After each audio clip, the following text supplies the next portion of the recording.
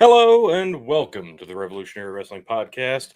This is our review of WWE Night of Champions from yesterday, coming from Saudi Arabia. We did not get to do a watch along, and I know we promised a review last night, but I didn't get to finish watching the pay-per-view until damn near midnight. And what an event it was. And I want to talk about it before we go live later on for our predictions and watch along of AEW, because I feel like this event actually did deserve being talked about quite a bit. I loved pretty much every match. I'll be frank. Spoiler alert. But I don't know if I'm going to get much company here. It's probably just going to be me, so endure. But I'm going to talk about this regardless. Again, this is me, Tony G, the non-chill filtered, quadruple distilled, and 15-time Revolutionary Wrestling Podcast champion, because one Tony G successfully called a perfect evening. That's right. Tony G, the 15-time Revolutionary Wrestling Podcast champion, folks. Perfect night. Go back, check the scorecards. It's pretty clear. Right here, black and white, top to bottom. Every match, yours truly, called 100% correctly. And I would have even had the tiebreaker point, folks. That's how good I am. And I can gloat because there's not a single person watching right now, because this was supposed to be scheduled earlier. Shit happens. Yeah, I was in a pissy mood. Your former champ, Phil, was not available. And the perennial challenger who lucks into most of his reigns was feeling pretty cocky as well, but had nothing to gloat about. So, yeah, it's been a day, but I want to talk about it anyway. So, folks, without further ado, let's get in to Night of Champions. I'm going to give you some brief rundowns, and I'll be frank, this one shocked me right out of the gate, because we started the night off with the World Heavyweight Championship. We kind of all thought it would be one of the women's matches. They started pretty hot. Seth Rollins, AJ Styles for the new World Heavyweight Championship. They kept stressing that. So I'm assuming that means the lineage of the former NWA WCW World Heavyweight Championship is not going to be included. Neither will the WWE version of the World Heavyweight Championship. I don't know, but that kind of seems like where they're going with this. I'm not going to bore you with the details of the match, because I'm just going to tell you need to go back and watch this match. This was absolutely fantastic. And I know the build up to this thing was not nearly as good as the match, because it was very convoluted. It was a quote unquote tournament, and should not have included guys from SmackDown, since it's supposed to be a Raw exclusive belt anyway, but kind of tipped the hat on where we expected this to go. I picked Seth, and yeah, it was Seth. Big shock. But what a match. This thing was fantastic. They gave these guys plenty of time.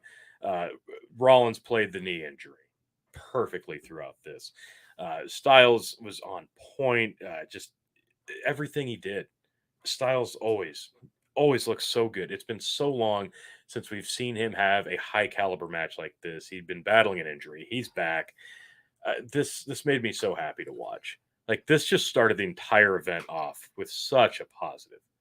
I loved everything about this match. It was just so much fun. They haven't had a one-on-one match in years. Crazy to say that, right? AJ Styles still in WWE this day still seems kind of strange and surreal, doesn't it? But yeah, very strong opening match. Two of the best in the business, not just WWE. Both guys are long overdue for a singles title of this caliber. If we're going to treat it like a world title, let's at least put that in the mindset. New world heavyweight champion Seth Rollins.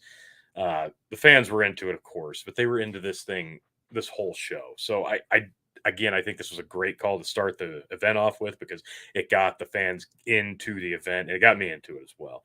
Uh, Outcome was never really in doubt.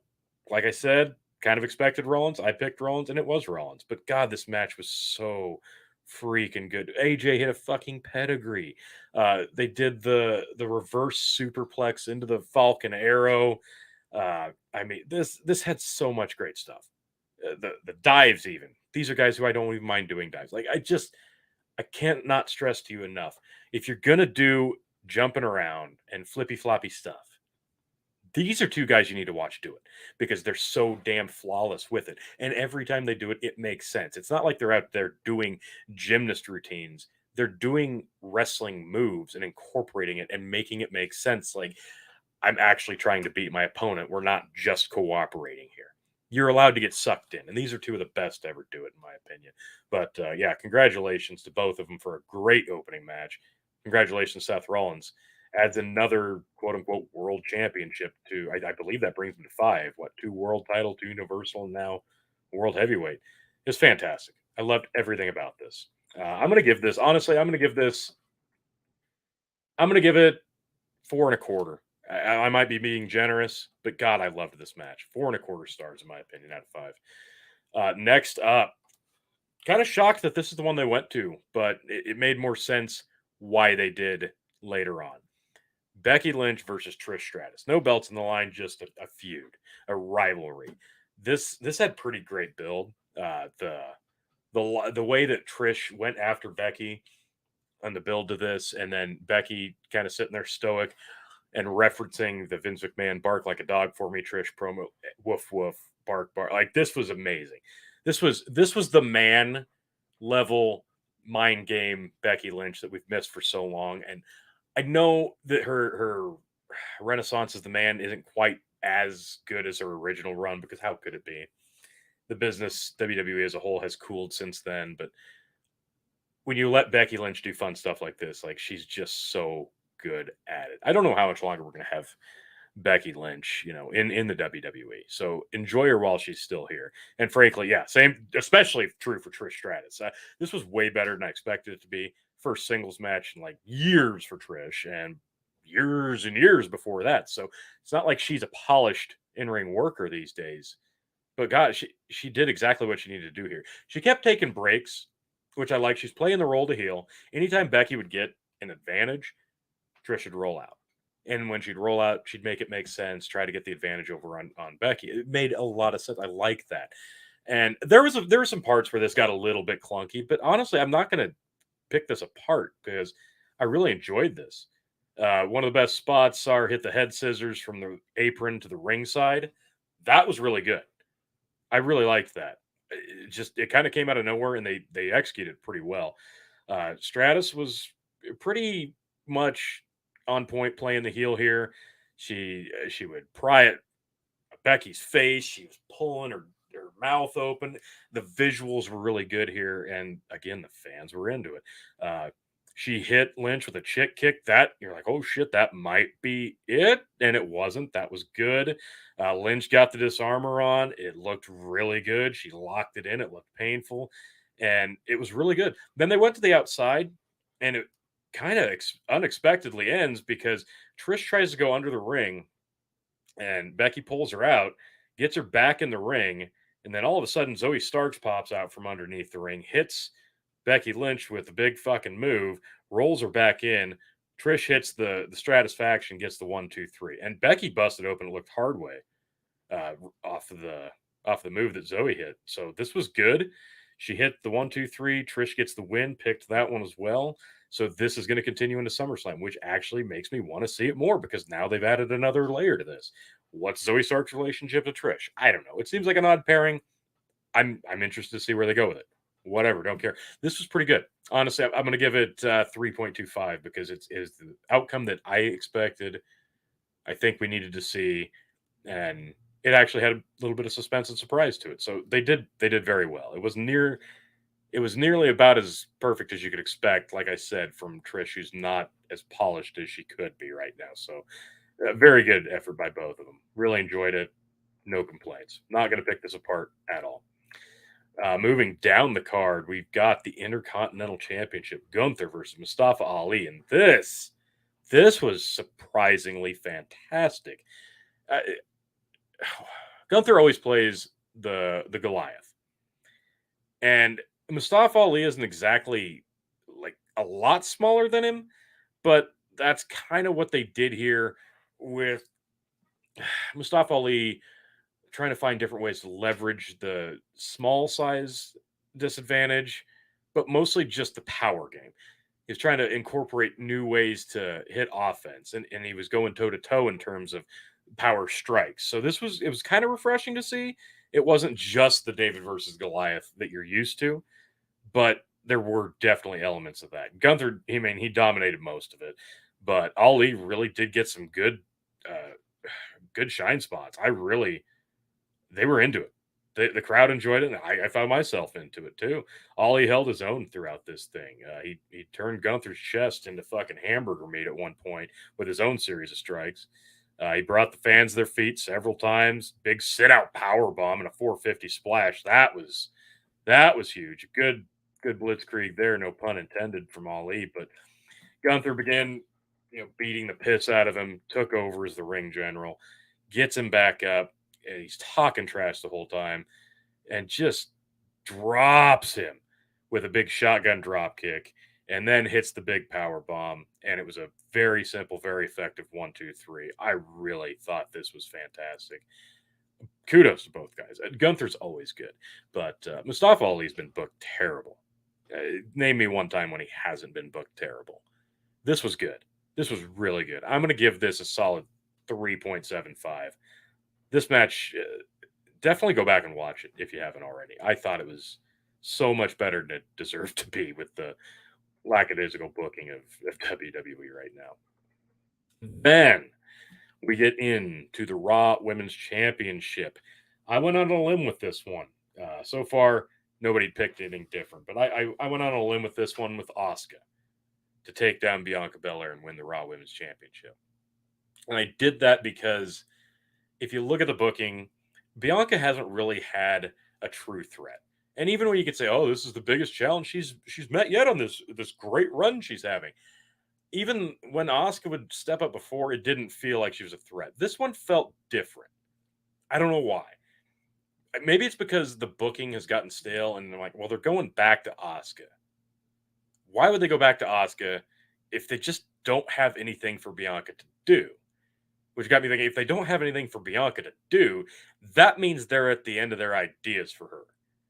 So if she's the champ and they don't have anywhere for her to go, why not make her chase the belt again? And who better to put it on than Asuka, who actually looks imposing and menacing? It made too much sense to me to make the switch here. And they pulled this off perfectly. And frankly, if you're going to do it, you had to have a title change. You just had to have a title change on the Night of Champions show. This was the one that, to me, that stood out the most as being the most obvious choice to make a title change, because now Bianca Belair has something to chase after. She's not smiling, she's not dancing, she's not cocky. She actually has to fight for it again. That's what made the most sense to me, and that's why I picked Asuka. And lo and behold, Asuka's your new Raw Women's Champion. This was fantastic. Asuka started off, yanks her hair, does that classic spot, which is always visually impressive because, God, that stuff's got to be stronger than a bull rope. But man, it looks like it fucking hurts. She was still doing her trash talk. She was still slapping her ass, being cocky. But so that's why I'm like, she doesn't feel like she's in danger, and I've kind of gotten used to that. So again, that's what kind of I was like, maybe this has got to be the time you pull the trigger on a title change. And it was pretty back and forth though. They were hitting hard. Every big move, it looked stiff. They laid their shit in.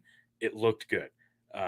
there's really nothing where I'm like, man, that was off, or oh, they botched that spot. They were just really going at each other, laying it in thick, and I love to see that. Asuka had a big top rope shotgun drop kick. They cranked it up, bunch of near falls. The crowd is really getting into this one, and it was kind of hard to tell who they liked more in certain spots. Honestly, I think the crowd liked Asuka more, but Belair rolls back the counter, and once Asuka had the Asuka lock in, this was a really good rolling around back and forth.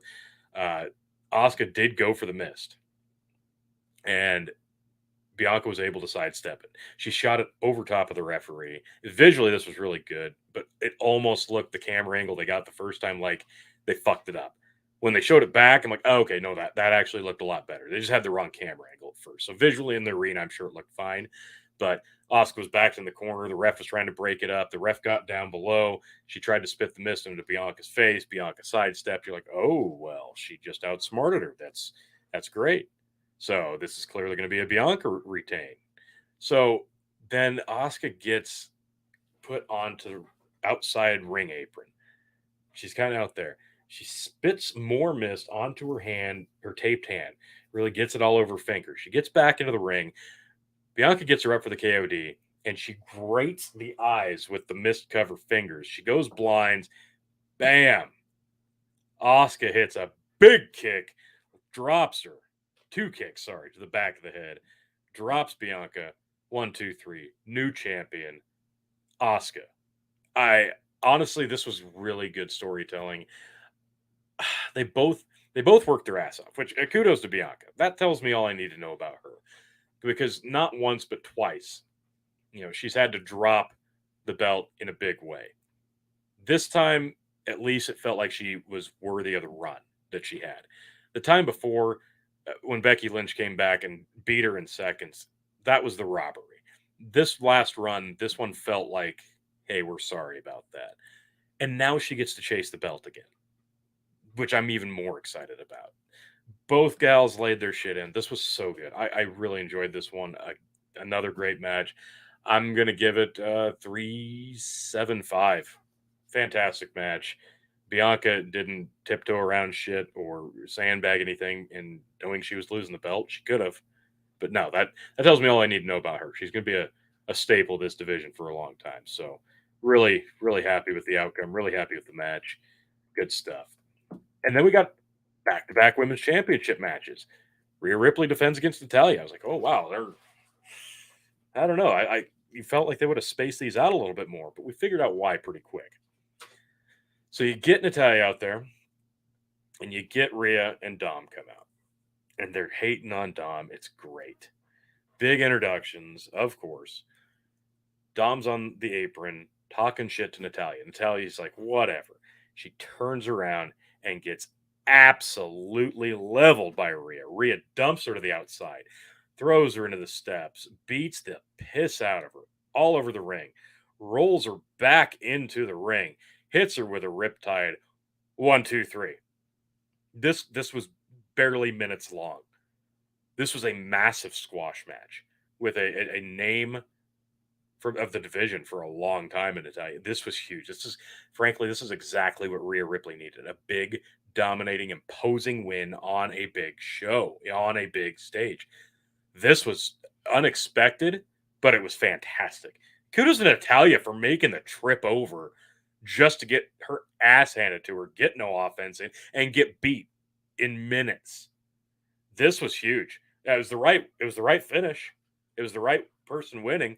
I have no complaints about this whatsoever. Sure, it could have been on TV, but the unexpectedness of this was why it worked. It was really good. Ripley beat the piss out of her, and Natalya just took it. It wasn't much of a match. I'll give it 2.25 as a match, but in terms of getting Rhea more over than she already currently is, I think she's the most over woman on the roster. This did tenfold.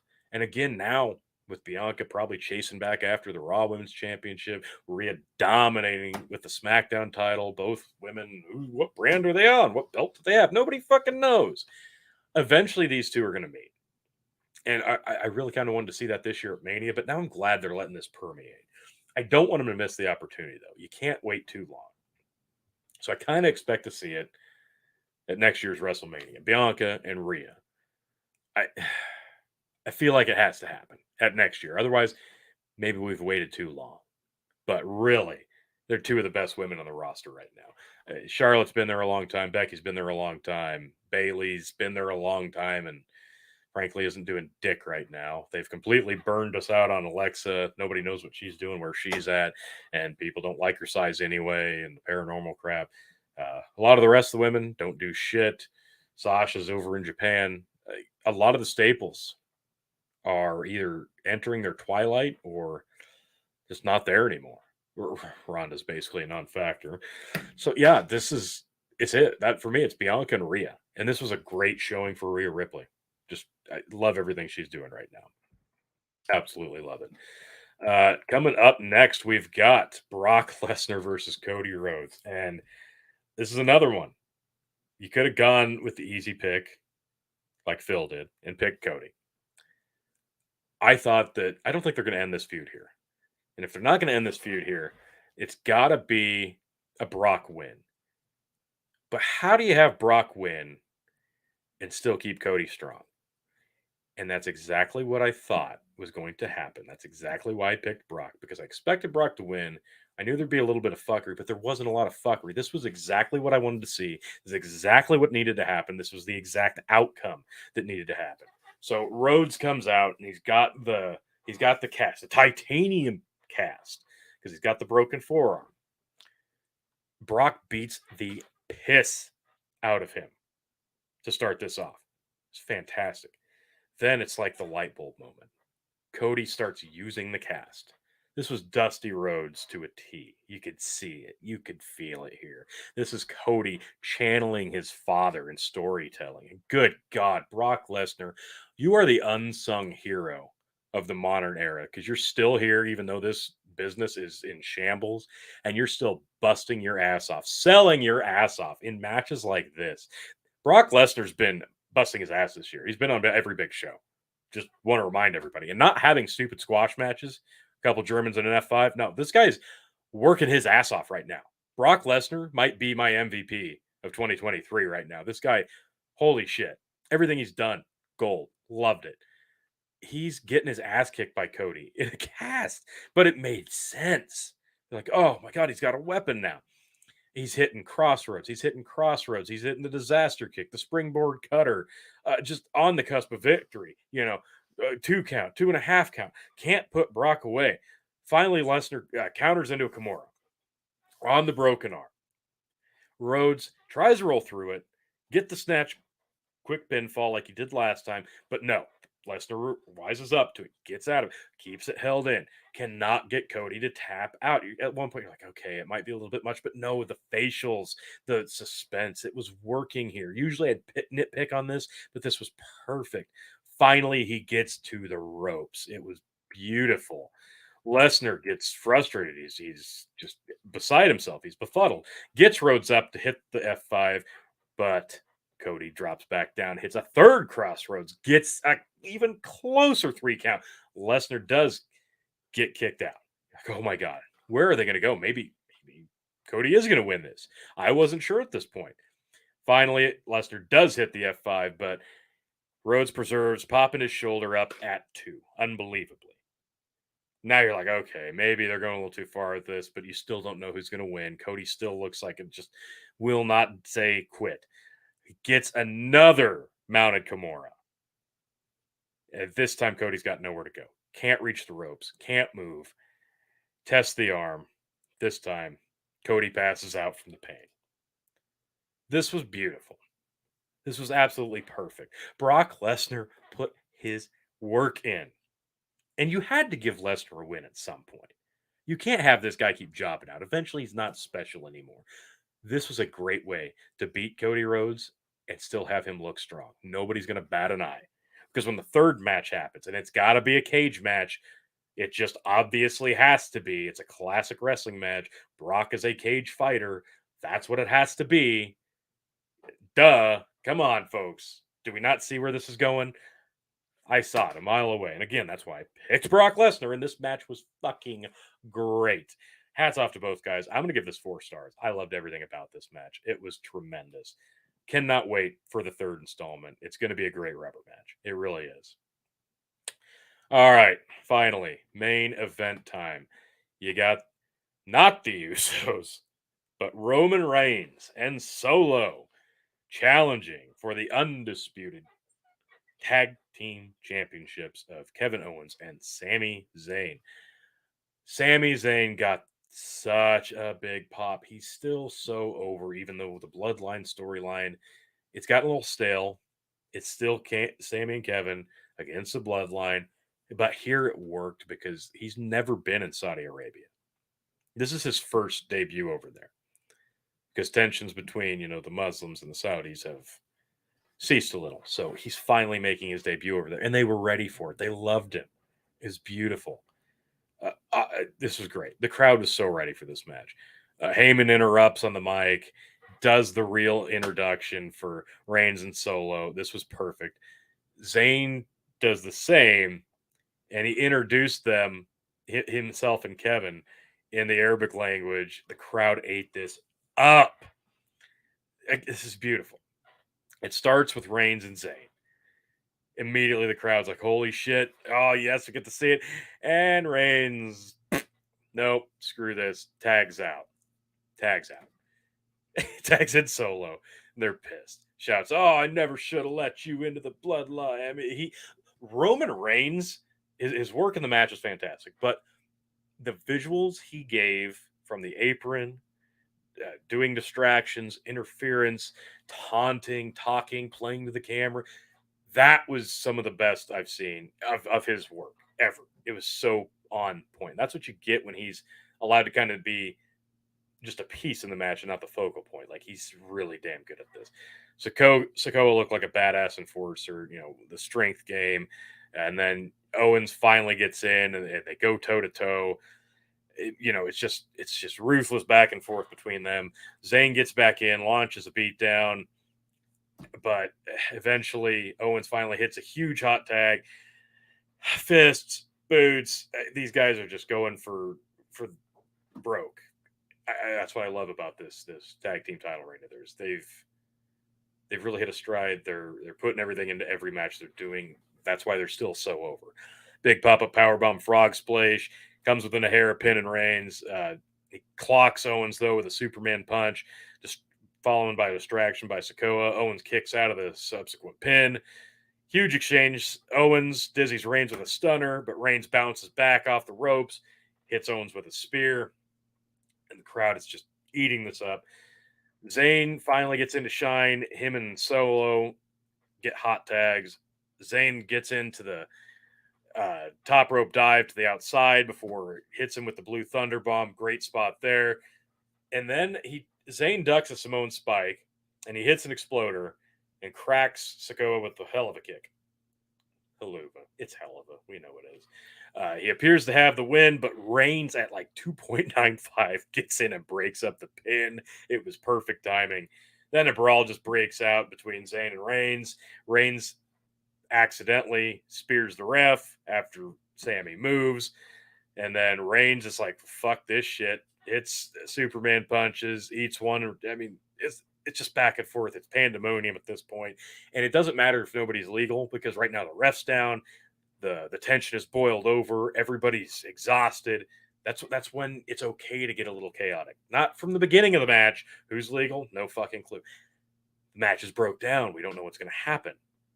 That's when Owens comes back in, plunders the announce table, gets everything ready to go. He's going to destroy Roman Reigns with the announce table. But then, out of nowhere, here come the Usos, which shockingly, like Phil said, you think Roman would have noticed them on the plane, but here they are. They rescue Reigns from the assault, and Jay and Jimmy, they hit the big super kicks to Zayn. But then they whiff on a double kick and hit Solo. Solo's out. And that's what Roman sees from the outside. Reigns gets in. He's pissed. Shoves both of them in the face.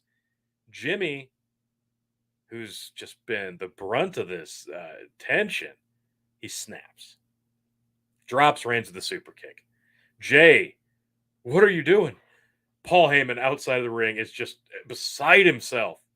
is trying to talk to Jimmy. Jay is trying to talk him down, but Jimmy says, "Nope, had it all right along," and lays him out with another kick. Holy shit. It's finally broken down. Just like Sammy said on the go home. You know it's all falling apart, Roman. It's all your fault. Holy shit. The Usos retain. They retreat. Owens and Zayn get back in. Stunner, haluva kick. 1, 2, 3. Pin on Solo, which I also called. Thank you very much. They weren't pinning Roman chicken, but good try. This was fucking fun. It was a car crash. It was hard hitting. It's exactly what it needed to be. And even though you knew likely what was going to happen, well, Phil didn't because Phil picked Roman and Solo, which was ludicrous. Because hey, let's put two belts on Roman and have him hardly ever defend them. Yeah, let's put another 2 belts on him. That'd be fucking smart for business. Come on, guys. Picking's not that hard. This was a great match. It's exactly what it needed to be. The crowd ate this thing up. Everything about it was just on fire, on point. There were no fuck ups. It was so good. Little Fettuccine says Roman deserves it. He deserves what? The tag champs? You wanted to see them put the belts on Roman? Come on. Now, as fun as it would have been to see Roman Reigns with 4 different titles, that's never happened in WWE history. They did make mention of that. It would have been fun, but then you would have had to pull him off. Then you have to beat him again. So this was the right crowd. This was the right atmosphere. This was the right call at the end. They were never going to put the belts on Reigns because he doesn't need them. He just doesn't. He's got enough going on right now. You don't have to you don't have to handcuff another belt to him that we'd never get to see. And then they would have to make what? Oh, here's the World Heavyweight Championship Tag Team titles. We're going to have a tournament on Raw and SmackDown and NXT for. Stop me if you've heard this one. So no, this was going to. It's not like Sammy and Kevin are going to have these belts for much longer. Like eventually they're going to drop them, probably sooner than later. But the run is really good. It's working right now, and this is kind of the feather in the cap to Sammy and Kevin against the Bloodline. Now they should be able to move on from this. Now this is their exit from the feud. They should be able to move on to something else where they'll probably lose the belts. They got their win over Roman Reigns. Sammy and Kevin both beat Roman Reigns tonight. Even though he didn't get pinned, he lost. This is a match he lost on the record book. Sammy and Kevin get their win over Roman. And now Roman can feud with Jimmy. Now Roman can feud with Jay. Like this actually makes the Bloodline story a new breath of life into it. Why have 3 titles? Yeah, that's a great question. I don't know why. I don't know why. This booking decision to bring the World Heavyweight Championship back while Roman still has 2 belts. It's completely ridiculous. They could have just as easily stripped him of one of the belts in the storyline. Look, you haven't defended them, so you know what? We're just going to ununify them. We've got to have a belt on both shows, and you've got to be over here, but we need a belt on this show. They could have just as easily done that. But they didn't want to do that because it would make Roman look bad, even though he wouldn't be losing a match. He wouldn't be getting pinned. And they just booked themselves into a corner because they realized we have to have a belt on both shows. And we knew this last year. We knew this. Remember at Clash of the Castle when I picked Drew McIntyre and have been bitching about it ever since? They were going to do that. That was the plan. They were going to have that match be for only one of the titles. It was going to be for the world title. And Roman was going to lose it. But then they got cold feet and they decided, no, we can't beat Roman right now. It was the right call. You can't beat Roman right now. Fine. Great match that was. But they still had the problem of, well, after WrestleMania, we still don't have 2 world champions on 2 shows. So what are we going to do? This is what they came up with. And if you go back and you read AJ and Seth's comments about the new World Heavyweight Championship, it still feels secondary. The match they had at Night of Champions was absolutely tremendous.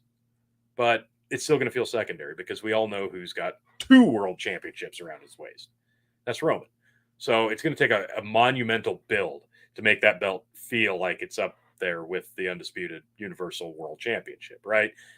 I don't know. I think there was a much better way to go about this, and they could have just as easily, beat Roman at WrestleMania, but I digress. Let Cody have the belts, and then, okay, sorry, Cody, you're on this show and you've got to have this belt. We got to take this other one. It's nice. You want it, but we got to go over here with it. Or they could have had him go over and do both shows and drop it there. But no, we got to finish the story to WrestleMania 40, where we still assume Roman will drop the belts to Cody, which I'm guessing this time next year we'll be talking about a unification match of 3 belts. Good God. This is what happens when Vince McMahon comes back and puts a wrench in the gears. God, I hope we don't get a Seth versus Cody feud again. As a good feud, I didn't like the way they ended it because I thought Cody should have lost that third match, that Hell in a Cell, because of the obvious torn pec. Not gonna bitch, but they could have done that, and they could have had a fourth match that would have made sense. Okay, Cody got the first 2, but he couldn't overcome the injury in the third. Now the fourth makes sense. But yeah, I hope we don't get another one right now. It wouldn't make sense. If anything, if Randy Orton can come back, I'd like to see that be the next guy that Cody has to take down after Brock. But he's got to beat Brock one more time. And Little Fettuccine says, watch Brock win the world title. God damn it. No, stop it. You just stop it. Just no, we're not doing that right now. We're not. But no, my Phil KOE is calling me. I'll have to call him back here in a minute. I'm almost finished, folks. The main event, really good match. Loved everything about it. I enjoyed the hell out of it, and I'm glad to see, hopefully, fingers crossed, Sami and Kevin moving on to something new, and the Bloodline getting to reintroduce the feud amongst each other that started off the Bloodline. Roman and Jay. Now it's going to be Roman and Jimmy feud. This is good. This is fresh. This keeps the story going. How are they gonna keep the Bloodline together? Will they, or is this going to be the end of it? I don't know, but I'm excited to actually see it. I really am. Love the match. I'm going to give it. Honestly, I'm going to give it. I'll give it 3.85. We're probably going to get Omos versus Seth. No, we already saw Omos Seth once. Don't say that. Vince McMahon might hear you. Absolutely not. Don't say that anymore. All right. I've talked you guys' ear off for long enough. This has been Night of Champions from Saudi Arabia yesterday. Absolutely fantastic show.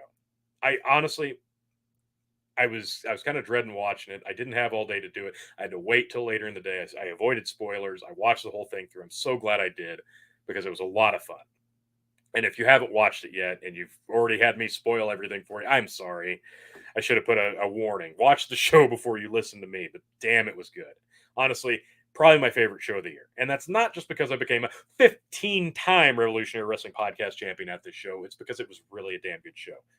But, just in case you haven't heard, I called a perfect night and became a 15-time Revolutionary Wrestling Podcast champion, Tony fucking G. Like, share, subscribe. Folks, we are just a mere 2 hours away from kickoff for the main show, AEW Double or Nothing. We're going to be back here in about an hour and a half, I think, live to start the watch along and give the predictions, I believe. Hopefully I'll be joined by some folks when we get to that one. Hopefully Chicken and Phil will jump on with me, and it won't just be me talking your ear off. God, I'm thirsty, and I haven't even had a drop to drink tonight. Probably will on the show because, AEW, it's 10 matches. It's going to be a marathon. Always is.